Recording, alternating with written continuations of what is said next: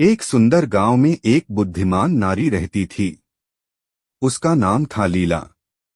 वह गांव की सभी समस्याओं का समाधान निकालती थी और लोगों की मदद करती थी। गांव के लोग उसे बहुत सम्मान देते थे। एक दिन गांव में एक प्रसिद्ध ऋषि आए। उनका नाम था आनंद।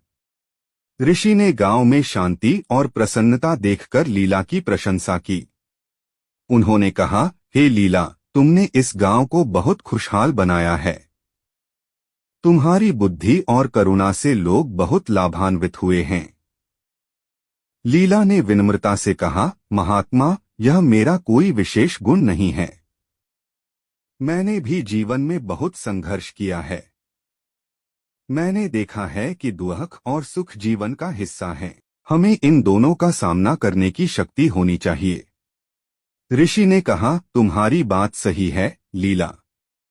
जीवन में उतार चढ़ाव आते रहते हैं। महत्वपूर्ण यह है कि हम इन परिस्थितियों से कैसे निपटते हैं। हमें धैर्य और शांति बनाए रखनी चाहिए। लीला ने पूछा, महात्मा, आप जीवन में क्या सीखे हैं? ऋषि ने मुस्कुराते हुए कहा, मैंने सीखा है कि क्रोध और लोभ मन को अंधा बना देते हैं। हमें इनसे दूर रहना चाहिए। हमें दूसरों की मदद करनी चाहिए और हमेशा सत्य का मार्ग अपनाना चाहिए। लीला ने कहा, महात्मा, आपकी बातें बहुत सार्थक हैं। मैं इन बातों को हमेशा याद रखूंगी। ऋषि ने कहा, लीला, याद रखो, ज्ञान केवल किताबों में नहीं मिलता है। यह जीवन के अनुभवों से भी सीखा जा सकता है। हर व्यक्ति के पास कुछ न कुछ। विक्रम एक प्रतिभाशाली युवक था। पढ़ाई में अव्वल, खेलों में दक्ष और कला में रुचि रखने वाला।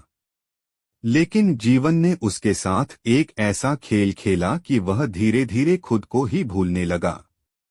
सब कुछ एक दिन में ही बदल गया। एक सड़क दुर्घटना ने उसके माता पिता को छीन लिया।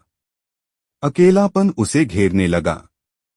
घर जो कभी खुशियों का घर था, अब एक खालीपन सा लगने लगा।